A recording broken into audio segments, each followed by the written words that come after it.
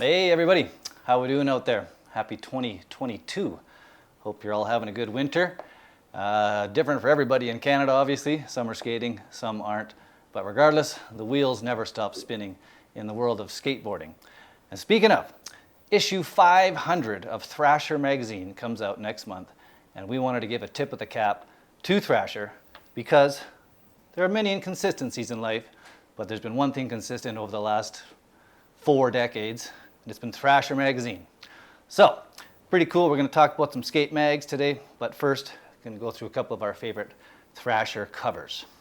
So very, very cool. Thrasher magazine, as you know, has been coming out for a long time. The latest issue, Fred Gall, issue 499. One of the more different covers, I gotta say. But they're all different. It's Thrasher, right? So very cool. Thrasher. Within a week, like I say, issue 500 comes out of Thrasher magazine. Now, a long time ago in the 80s, Neil Blender had the cover. Super cool. He's still a player, obviously. Heated Wheel, his company. Thank you, Neil Blender. That was one of the oldest issues I ever had when I was a kid. Super cool. And I remember being in high school, and this one came out, issue 100 of Thrasher. So, like, totally cool. The history of the skateboard. This is a real banger. It's still awesome. Highly educational, Thrasher magazine. So very cool. Thank you much, Thrasher. Now, this is not Thrasher, but this is a Canadian skate mag, Expose. Mark Tisson showing you how it's done on the cover. Dan Mathieu, sick photo. And what this kind of leads me into talking about is magazines. You know, they're all over. You got Thrasher, you got ones from Europe, you got ones from your local scene, and we have a really cool guest that's going to join us today, all the way from Winnipeg, Manitoba, named Jackson Toon, who is making a magazine called Don't Waste Time. Now, Jackson is going to join us any moment now. Jackson, what's up? How are you doing out there in Winnipeg? I'm doing great. Yeah, no, it's cold out here, but having a good time. Still doing a little bit of snowboarding when I can't skate, and no, it's been good these past months. Now, Jackson, we have you on today because we're talking about magazines. Issue 500 of Thrasher's coming out within a week up to Canada here. And you yourself make a cool magazine. You're on issue 5 of Don't Waste Time. Now, tell us a little bit about Don't Waste Time. Yeah, so it started back into 2019, like you said there. I had always kind of shot photos for the past while, whether it's just nature or landscapes or whatever. But at that time, I was starting to get more into skateboarding, so the two kind of combined, and I started to shoot some skate photos.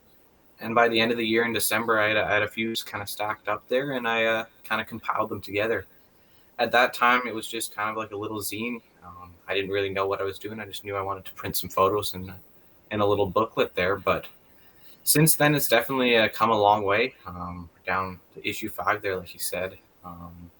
Definitely a lot better than that first one there. But I'm still loving it just the same.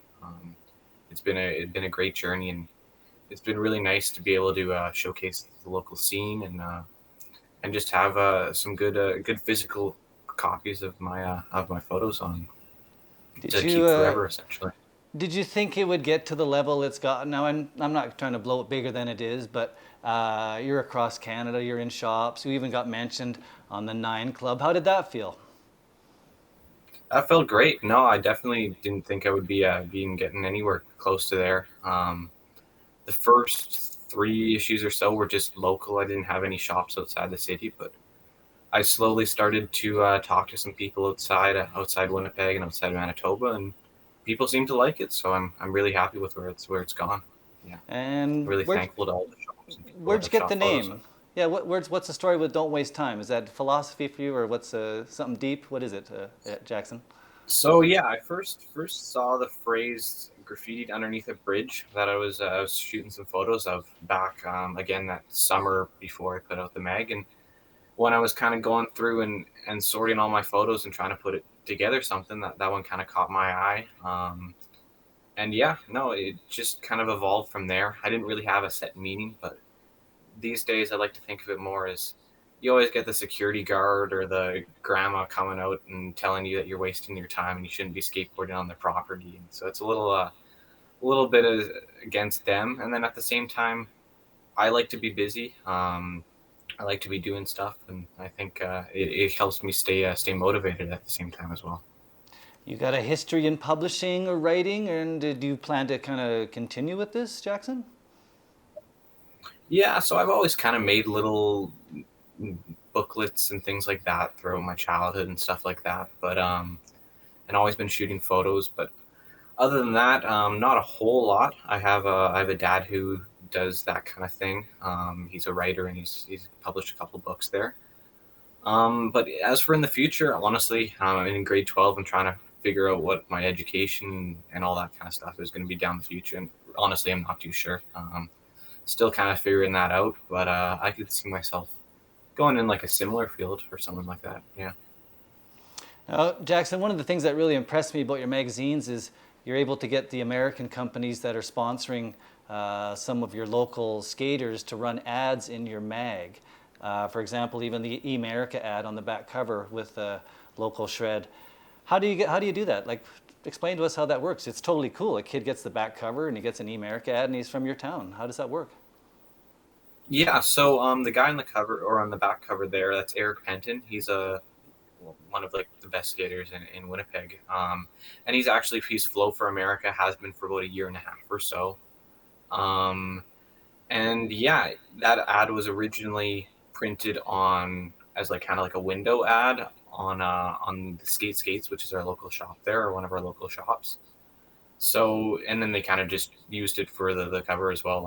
I knew the Canadian distribution guy, so I got in contact with him, and it all worked out there. Yeah. Crazy cool, crazy cool. Now, you're in Winnipeg, and Winnipeg is no small town. It's one of the big players in the Canadian skate scene with a rich history and a bright future. How do you feel being a voice for Winnipeg, or one of the voices? I'm really happy to I'm really happy to be able to showcase some of the best Winnipeg skaters and be a part of that scene. It's been really great. I think we were at a little bit of a lull for a little bit there, but now there's some up and coming guys that are putting out some new videos and things like that. So it's been really great to be able to kind of be in the mix. It's always you got the videos, you got the photos, and it's been great to be a part of that. I'm super excited for whatever comes in the future there. I know we got a video coming out in the spring from Kine, who's one of the co-owners of Skates there. So they've been putting out a really good video. They put one out last year, and another one's coming. So I'm excited to see what's in store for that. Jackson, skateboarding only calls a few people. How did you get called? How did you become a skateboarder? When did you get tapped on the shoulder and called in? Yeah, so I'd say the first time I kind of came into contact with skateboarding is when I found a skateboard out on the side of the road for free day. It's just people put their trash on the side of the road and you can go grab whatever you want. So there's a skateboard sitting on the side of the road down the street. But I never really got into it until my cousin Gus. He started getting into it. I was around 13 or so fairly later on. And yeah, no, it was a great experience to be able to start going into that scene. I kind of I got my first deck there. I was a blind complete West 49, and I just kind of got really into it really fast. It wasn't really like a slow kind of gradual incline going up. I was in it there, and then I met some guys at the skate park at the Forks there, which is our biggest park. They had a little kind of like skate lesson type thing going on. So those guys are actually two of the guys who I shoot photos with the most. Fane and Eric there, they were running the little lesson thing, and I'm still good friends with them actually, and I shoot photos with them now. So that's really cool. Jackson, do you look at other skateboard media? Do you buy Thrasher every month? The other Canadian skate mags? Any influences from that? Oh yeah, definitely. I try to buy and collect as many as I possibly can.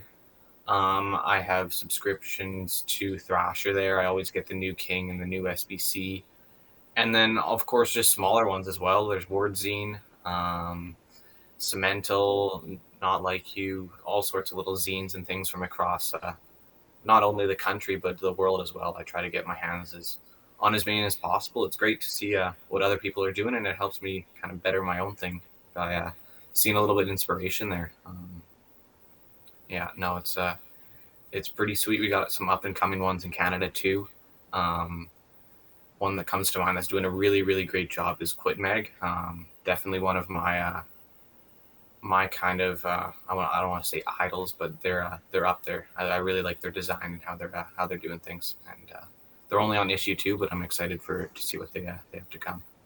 Super cool. Now, Jackson, tell me a couple places where you've sent your mags. Just give me 1 or 2 or 3 examples of how far or some distant places where Don't Waste Time has gone. So probably the farthest would be Japan or Switzerland. I've got orders from Japan and Switzerland. There was a little local shop in Switzerland actually that had grabbed a couple copies at one point. Other than that, I have a few in the States and then across Canada there. So it's really cool to see how many people are supporting me, and I'm super thankful for to everyone who's helped along the way. You working hard on issue 6? That's the plan. Yeah, I'm kind of gonna do a little bit of not, I wouldn't say half and half, but I'm gonna have some snowboarding stuff in there. I've been getting out and doing some street snowboarding the past little while, getting some photos there. So I'll have a little section for that, and then otherwise, I'll see what happens in the spring. I'm excited for the snow to finally melt and be able to actually get out skating again. So that's nice. Yeah, I think most people in Canada are waiting for spring to get here and get the wheels down again. Jackson, I'm going to say thanks very much for having you on to the show today here. We're really looking forward to what you're going to be putting out in the future, issue 6 and beyond. All the best to you. Thanks for coming on Skateboard Canada. It's really cool that you took the time with us today, and all the best to you, Jackson. Absolutely. Thanks for having me on, guys. I really appreciate it. I'm sure we'll talk again. Yeah. Have a good one. Super cool. Super cool. Yes. Thanks again, Jackson. 17-year-old Jackson Toon, all the way from Winnipeg, Manitoba. He is behind Don't Waste Time magazine. Now, folks, we're going to keep this magazine theme rolling a little bit, and we're going to go out east once again. We've got another special guest all the way from Toronto, and WordZine producer Alex. Yeah, hey, thanks, Raj. Appreciate it. Yeah, hey, Alex, super cool. You're all the way in Toronto, repping WordZine. Number one, tell me about WordZine. When did you get this started, and kind of what's the background on it? Yeah, sure. And thanks for having me, guys. You're welcome. I started WordZine in 2008 when I was 21 at the time. I just moved to Toronto. I was living on Queen Street West, just across from, at the time, where Much Music's headquarters were. Just a babe in Toyland, I guess, as they say. And I was just trying to figure out, where I fit into this, large town that I just moved to. I'm from Kitchener originally, so about an hour away. And I started the zine. I had a little bachelor apartment across the street from Much Music. It was $500 a month. I don't know how much it would cost these days. And I had a dream to be involved in the skateboard scene and maybe the industry. At the time, being that young, I mean, it's just all kind of, you're just pissing in the wind. You're just trying to figure out who you are, skating or not. And so I decided to try a zine. So I just started cutting and pasting, and that's one of the main aesthetics of WordZine that's different than some other publications. Is it all is just cut and paste, page by page. I call it 80s style. I wasn't really around in the 80s. I was born in the 80s, born in 87. So, but I got the inspiration from punk zines and skate zines or publications I had seen around. And that's how I started it. And it was, as I said, it was created to just have something to say, this is what I'm doing. And that's how it started. So it's stayed true to that since. It's all still cut and paste by hand. Every page takes about 300 to 400 hours per issue. Doing it all myself. And as well, it's all grassroots. So there is no, I don't make any money from it. For photos, I just network with photographers as much as I can and say, what do you have that's never found a home? Can I use it? Or reaching out to friends that are AM or pro or up and coming, just to say, hey, get a photo. Let's get something in the next issue. and it's stuck to that ever since. Even though issues have started to become a bit more, color cover and things like that, and always trying to upgrade it a bit and make it a little bit better each issue. It's stuck to its roots from those days in 2008. I took a few years off, not a few, about 8 or so years off from issue 2 to 3. Issue 2 came out in 2009. Issue 3 came out in 2018. So there was a big gap there, and I brought it back in 2018. And since then, it's been basically one a year. So yeah, that's kind of how it started and where it's gone to and where it's going to. Super cool. Now, Alex, part of the reason we contacted you, we're talking about magazines and how important they are to skateboarding. And Thrasher is going to be issuing its 500th issue, which will hit Canada next week. Talk about Thrasher. Sure. I mean, it is the Bible. Thrasher started out in the early '80s as almost a zine on itself, really, as a zine itself. I personally know some of the guys at Thrasher, and was lucky enough in 2019, just before the pandemic, to be in San Francisco.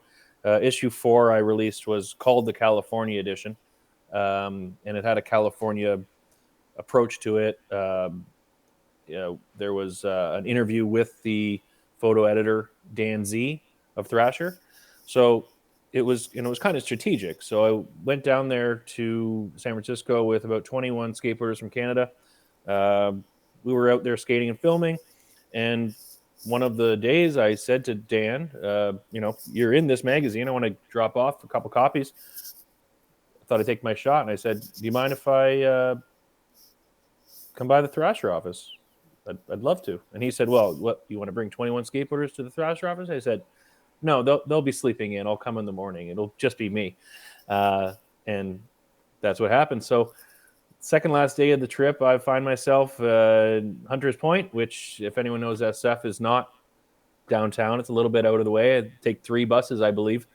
Hungover, found myself standing in front of the Thrasher office. And I mean, these places are, you picture them in your head, right? And you go in, and I've met Dan Z before. He's the only guy I had met before from a couple of years back. I've gone to San Francisco about 12 times over the years. So yeah, Dan's just down to earth skater, like most of us are. We're all just, everyone shits. Everyone, is just a human. And I'm finding myself in the middle of a tour, just walking around Thrasher, getting introduced to all the web guys, meeting some of the other guys that do the social media and the layout. Some of them had, because the year before the comeback issue 3, they had reviewed Wes, who does all the Thrasher zine reviews. I think it's called Zine Thing for forever. He's done that. He had issued the comeback issue. So I think one of the homies at Thrasher was like, oh, I remember this look. Gave them all a copy. Phelps had just passed away. Halfway through the tour, Dan just says, oh, and here's Phelps's office. We haven't gone in there since he passed away. And I'm just like, just looking. I'm like, I really didn't know what to say. I just said, that's goosebumps. Like, it was just, and the fact they hadn't gone in his office since he passed away, and he had passed away a few months before. It hadn't been a full year, I believe, yet. That was surreal. And that was a really cool experience. That's something that was a kind of what's it called, bucket list kind of thing.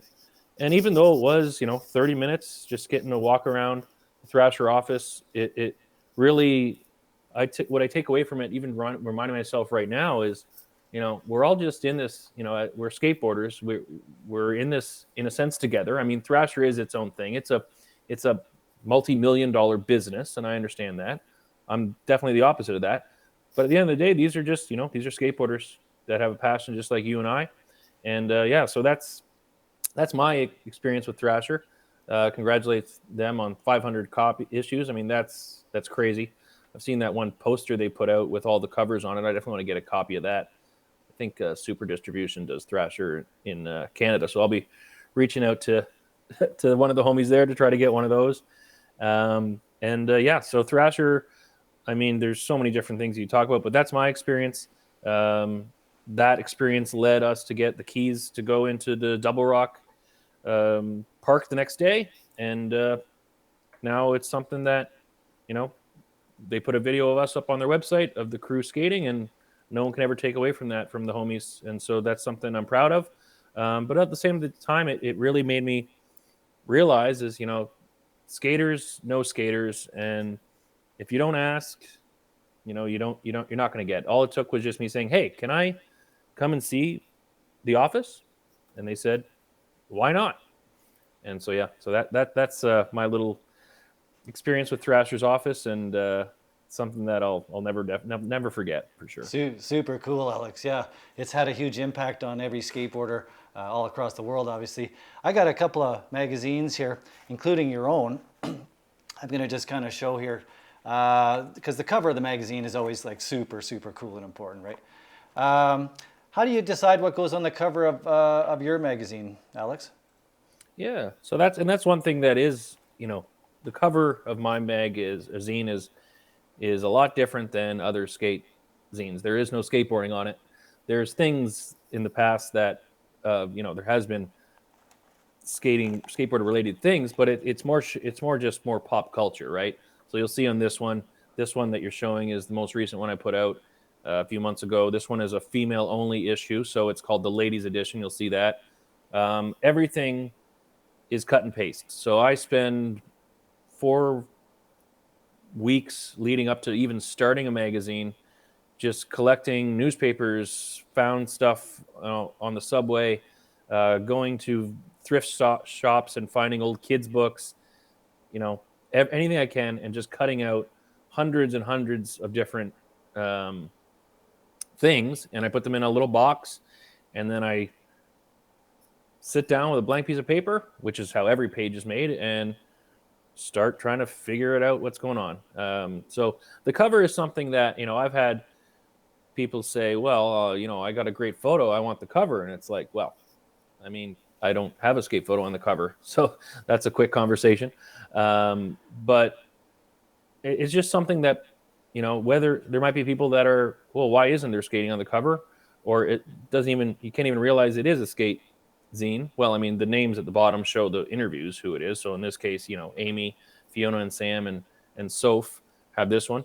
But yeah, so the cover is kind of the best way to describe and understand the process of making the magazine, because obviously it's color now, and it's just showing, you know, all the different pop culture things, or just, and it all comes out of nothing. It's you know, if something fits in the corner, then it's going there, and if I want to make sure I leave a little space for the names who have the interviews, sure, figure out where I'm going to have the number that issue is, and how big am I going to put the WordZine logo. But everything else is just kind of falls into place, and then the rest of the magazine falls into place once interviews start getting completed, once photos start coming in, and then everything else is just filler around it. So, there's so much time that it takes to make it. But the one thing I kind of use to keep myself not burnt out is I'll spend 3 hours cutting out stuff, and then I'll spend the next 2 days working on the interview aspect, and then I'll spend the next 3 or 4 days working on networking with photographers to get some of their photos that they haven't found a home for. So I'm always switching from one aspect to the other. It all is the creation of the magazine, but I will, do one aspect until I'm like, okay, my fingers hurt now. And then I'll go into the networking for getting photos or transcribing an interview that I have recorded on my phone, or reaching out to brands and getting ads. Hey, speaking, Alex, speaking of ads, I got a Wolf grip tape ad here with Faye Ebert. I'd never heard of Wolf grip tape until I saw your magazine. So your magazine gives a voice and an opportunity for these companies to get some exposure. But who's Wolf grip tape? How do I get some, Alex? Yeah, Wolf Grip Tape is a company run by my buddy Jordan Bandula out in Barrie. He does it, I believe, on the side as well with his partner Aaron, who runs Soldier's Skate Shop, and also has a screen printing, and I think he has a bait and tackle shop now too. They do a lot of stuff. But Jordan Bandula is a homie. He runs Wolf. He works really hard on that. He's really passionate about it.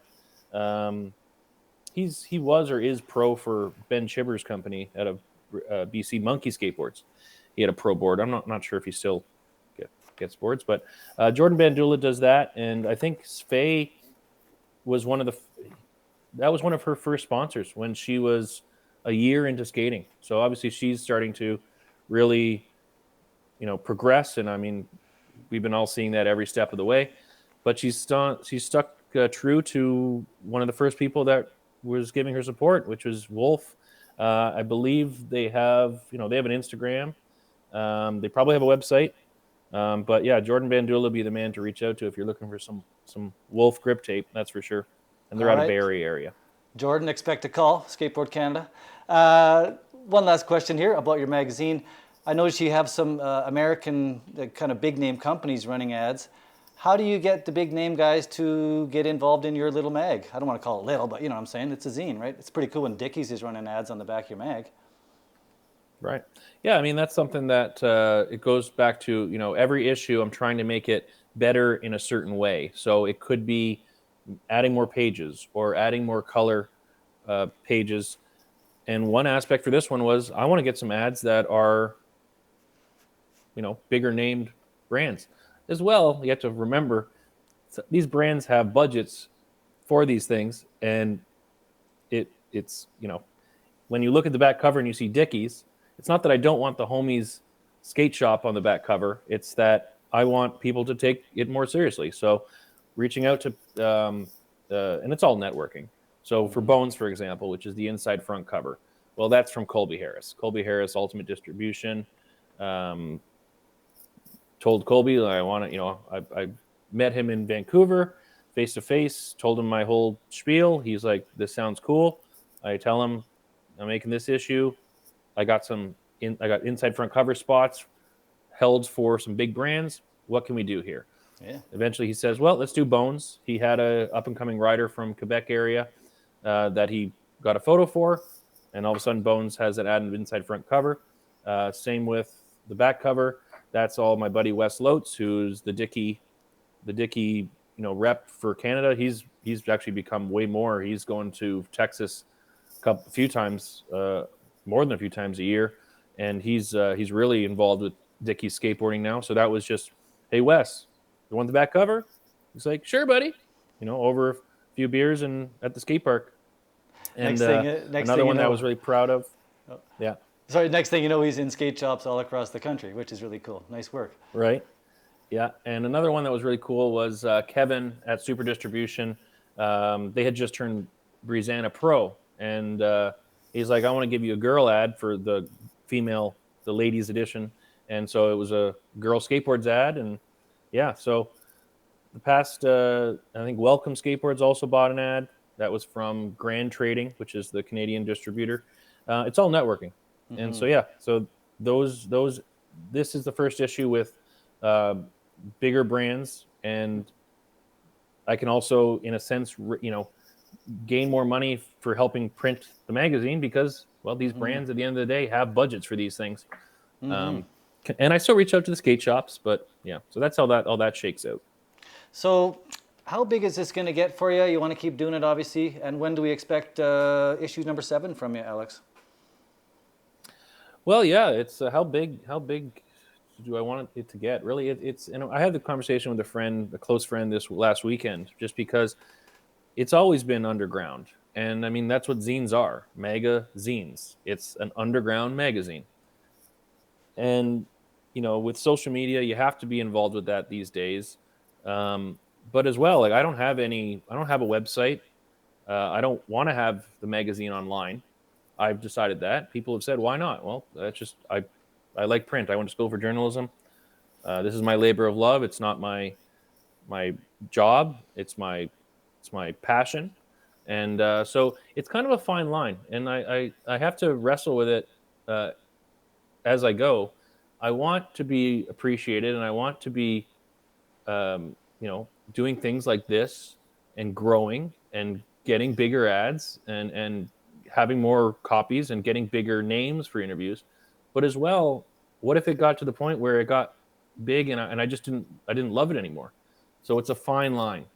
And I think the fact that it's a grassroots approach and it's skateboarding is what keeps me on the straight and narrow for it. But I have to keep reminding myself of that.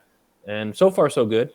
But yeah, like if I get a new follower, I'm not going to say no to that, one day. And yeah, so it is what it is. Yeah. But yeah, it's a fine line. It's a catch-22, really. Skateboarding is big and it's also small at the same time, right? It's got infinite growth potential, but it's still tied to the streets and it's still awesome. It's still in the gutter every day, which is kind of what keeps it fun, right? It's awesome. We don't want it to get all sold out overnight here. Alex, I got to say, really, thanks for coming on. It's really cool you came on and gave us your 2 cents worth. I love your philosophical outlook on things. And, the country needs guys like you to keep putting the word out and have voices from all across the great country we live in. So thanks very much, Alex. I really appreciate coming on, folks. WordZine, Alex Varney. Make sure you look for a copy in your local skate shop or reach out to Alex on the Instagram or however people do it these days. But thanks again, Alex. Take care, and we look forward to your next issue of WordZine. Yeah, thanks again. Thanks, Roger, for having me, everyone. And I wanted to bring my cat on, but he left, so oh well. We'll catch him next time. Take care, Alex. Have a great year. We'll talk to you again. All right. Take care, guys. Much love. Sure. Awesome. Go to your local skate shop. Another reason to check in, say what's up, grab a new board, and grab a little bit of skateboard journalism. Get the new Thrasher when it comes out next week, issue 500. Really stoked for them. Congratulations to Thrasher and everyone involved. And everyone across the great country, thanks for tuning in. It's Roger from Skateboard Canada. We'll talk to you again.